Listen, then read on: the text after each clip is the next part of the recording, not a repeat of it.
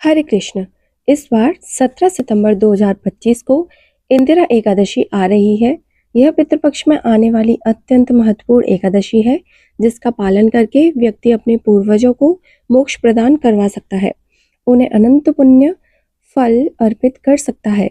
अश्विन मास के कृष्ण पक्ष में आने वाली इंदिरा एकादशी श्राद्ध के समय में आती है और इसीलिए इसका पालन भी शास्त्रोक्त विधि से पूर्ण नियमानुसार करना चाहिए। हमारे शास्त्रों में वर्णन आता है कि अगर किसी की मृत्यु एकादशी के दिन हो जाती है, तब पर भी उसकी श्राद्ध क्रिया एकादशी के दिन नहीं करनी चाहिए, क्योंकि एकादशी वाले दिन पितृगण भी अन्न युक्त भोजन स्वीकार नहीं करते हैं।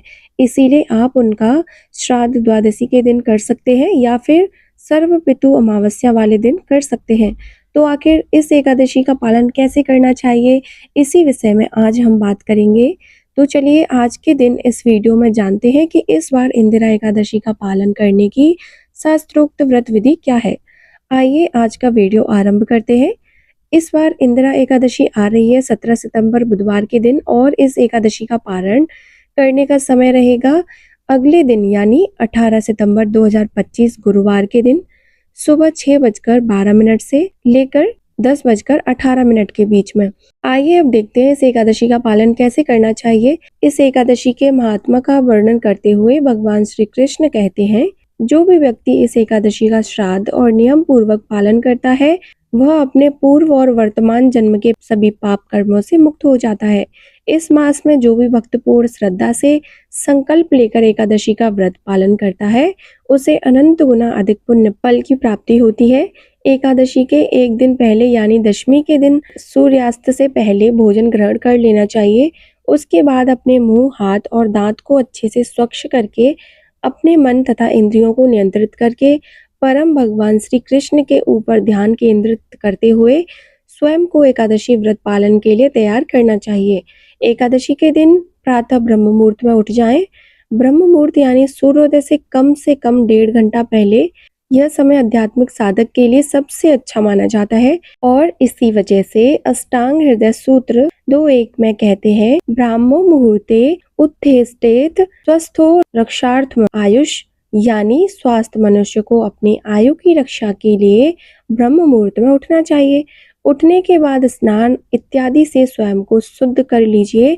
अगर संभव है तो आप किसी पवित्र नदी में स्नान करें और अगर यह संभव ना हो तो आप अपने स्थान के जल में ही गंगा जल मिला लें और उस जल से स्नान करें। अब स्नान करने के बाद आपके घर में जो पूजा का स्थान या मंदिर है, उसे और आसपास के स्थान को स्वच्छ करें। फिर अपने गुरु का स्मरण करते हुए और श्री हरि की जयकार करते हुए घंटी बजाकर भगवान को जगाएं। जगाकर सबसे पहले उन्हें कोई भी मीठे पदार्थ का भोग लगाएं। जब तक भगवान भोग स्वीकार करते हैं, तब तक आप भगवान की प्रातःकालीन मंगला आरती करने की संपूर्ण तैयारी कर लें। अब 15 मिनट बाद भगवान के पास से भोग ले लीजिए, फिर मंगला आरती करें या फिर उसका दर्शन करें। अगर आप मंगला आरती नहीं कर सकते हैं तो आप अपनी जो भी प्रातःकालीन दैनिक पूजा करते हैं वह संपन्न कर लीजिए।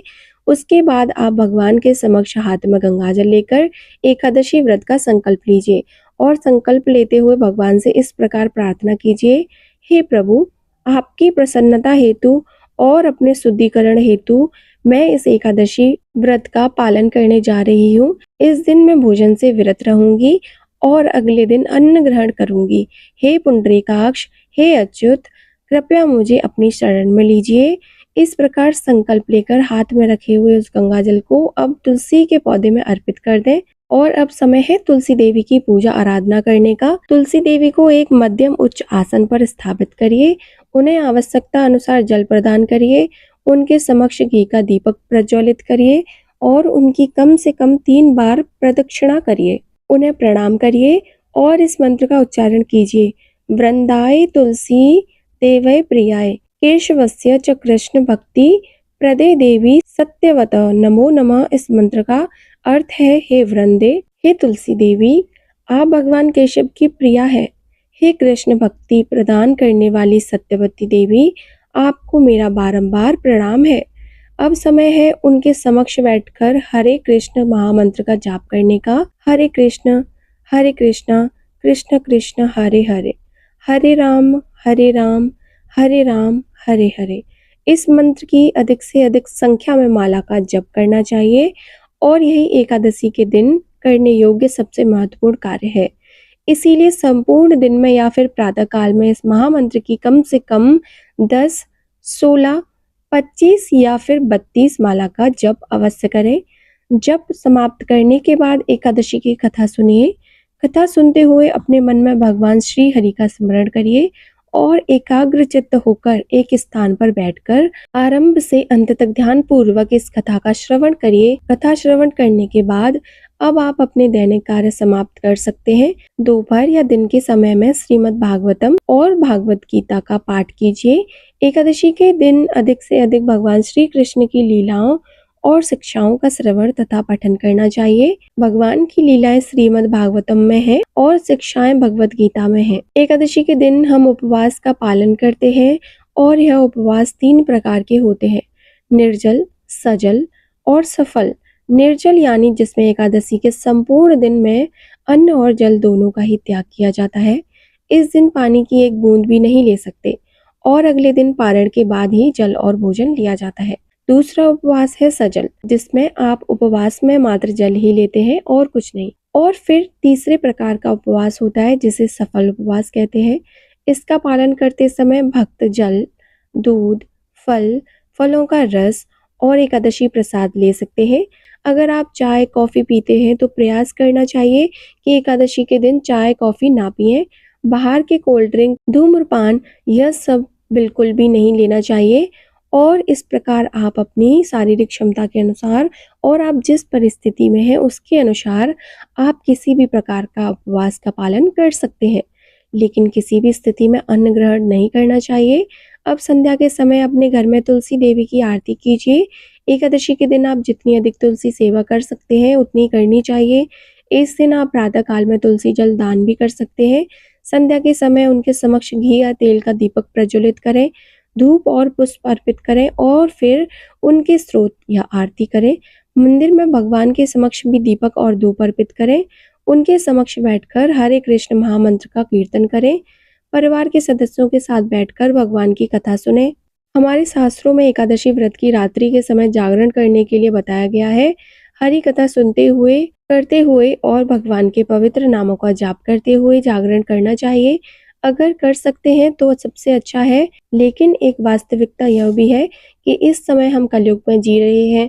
भक्तों को अपने घर, परिवार और ऑफिस की अनेक जिम्मेदारियां भी होती हैं और ऐसे में सभी के लिए जागरण करना संभव नहीं हो पाता है। तो ऐसे में आप रात्रि में विश्राम भी कर सकते हैं। जागरण करना अनिवार्य नहीं है, लेकिन विश्राम करते समय मोबाइल का उपयोग करते हुए ना करें, अपितु भगवान का स्मरण और चिंतन करते हुए विश्राम करें और अगले दिन द्वादशी पर फिर से प्रातः ब्रह्म मुहूर्त में उठ जाएं। एकादशी व्रत पालन करते हुए 3 दिन यानी कि दशमी, एकादशी और द्वादशी, यह तीनों तिथियों पर संपूर्ण ब्रह्मचर्य का पालन करना चाहिए। अगले दिन द्वादशी पर पूर्ण विधि विधान और नियम अनुसार निर्धारित समय के अंदर ही एकादशी व्रत का पारण करें। पारण कैसे करना चाहिए इसके ऊपर भी हम एक विस्तृत वीडियो लेकर आएंगे। उसमें हम आपके पारणा से जुड़े हुए प्रश्नों के उत्तर भी देने वाले हैं, तो उसे भी अवश्य देखिएगा। और उसे देखने के लिए आपके अपने चैनल टोटल भक्ति 04 को सब्सक्राइब करके अवश्य रख लीजिएगा। अब देखिए, कई बार लोग पूछते हैं कि अगर किसी के घर में सूतक लगा है तो क्या वे एकादशी व्रत कर सकते हैं? तो इसका उत्तर है हाँ, बिल्कुल कर सकते हैं। अगर आपके घर में किसी की मृत्यु हुई है या फिर किसी का जन्म हुआ है तो भी आप एकादशी व्रत रख सकते हैं। बस ध्यान यह रखना है कि इस व्रत की आप कोई भी पूजा इत्यादि नहीं कर सकते। एकादशी की कथा सुन सकते हैं और भगवत गीता का पाठ भी कर सकते हैं। एक और महत्वपूर्ण प्रश्न जो कई बार हमारे पास आता है वो है एकादशी के अगले दिन भी अगर किसी का कोई व्रत या उपवास हो तो वह एकादशी का पारण कैसे करे। तो देखिए, कई बार ऐसा होता है कि द्वादशी और त्रयोदशी तिथि एक साथ आ जाती है और त्रयोदशी तिथि के दिन किया जाने वाला प्रदोष व्रत भी अगले दिन ही पड़ जाता है। कई बार ऐसा भी होता है कि अगर द्वादशी पर प्रदोष ना भी हो तो साप्ताहिक कोई व्रत आ जाता है, जैसे कि गुरुवार या शुक्रवार या सोमवार का व्रत। तो ऐसे में भक्तों के मन में यह दुविधा आती है कि अब एकादशी का पारण आखिर कैसे करें, क्योंकि बिना पारण किए एकादशी व्रत तो पूरा नहीं होगा और अगले दिन आने वाला व्रत रखना भी जरूरी है। तो फिर इस स्थिति में क्या करें? तो देखिए, इसमें संशय में पड़ने वाली कोई बात नहीं है। बहुत सरल विधि है। अगर आपके लिए दोनों ही व्रत करना आवश्यक है तो आप यह कर सकते हैं कि एकादशी का पारण करने के लिए द्वादशी के दिन पारण के प्रातःकालीन सभी नियमों का पालन कर लीजिए, ब्राह्मण भोजन और दान इत्यादि सब कुछ कर लीजिए। उसके बाद अब आप अपने घर में से एक चावल का दाना लीजिए, उसे भगवान को अर्पित कीजिए, भगवान से प्रार्थना कीजिए कि आप एकादशी व्रत का पारण करने के लिए इस दाने को आपको समर्पित करते हैं, कृपया इसका स्वीकार करें। इसके बाद अगले दिन का व्रत जिस किसी भी देवी देवता का है, उन देवी माँ से या फिर शिव जी से प्रार्थना कीजिए कि हे माता या हे प्रभु, मैं अपने एकादशी व्रत का पारण करने के लिए ही इस एक चावल के दाने का स्वीकार कर रही हूँ। आपके व्रत में मेरी पूर्ण निष्ठा है, इसीलिए कृपया आप मेरे इस चावल के दाने को स्वीकार करने के कार्य को अपराध मत समझिएगा। मैं अब आपके इस व्रत का पूर्ण श्रद्धा और नियम पूर्वक पालन करने जा रही हूँ, आपका आशीर्वाद प्रदान कीजिए। इस प्रकार प्रार्थना करके फिर आप अगले दिन का व्रत आरंभ कीजिए, उसकी पूजा अर्चना या जो भी विधि विधान से उसका पालन कीजिए और इस प्रकार आप एकादशी व्रत का पारण भी कर सकते हैं और अगले दिन के व्रत का पालन भी हो जाएगा और आपको कोई अपराध भी नहीं लगेगा। तो ये थी एकादशी का निष्ठा और नियम पूर्वक पालन करने की संपूर्ण जानकारी और व्रत विधि। हमें आशा है कि यह जानकारी आपको सरल और उपयोगी लगेगी। अगर ऐसा है तो इस वीडियो को लाइक करके अपने उन मित्रों को और परिजनों को शेयर कर दीजिएगा जो एकादशी व्रत करना चाहते हैं या फिर करने वाले हैं, इससे उनको भी लाभ मिलेगा। तो चलिए आने वाली एकादशी का श्राद्ध पूर्वक पालन करने की संपूर्ण तैयारी अभी से करते हैं और बाकी चीजों के साथ साथ अपने मन तथा चेतना को भी इस एकादशी पालन के लिए तैयार करते हैं। हरे कृष्णा।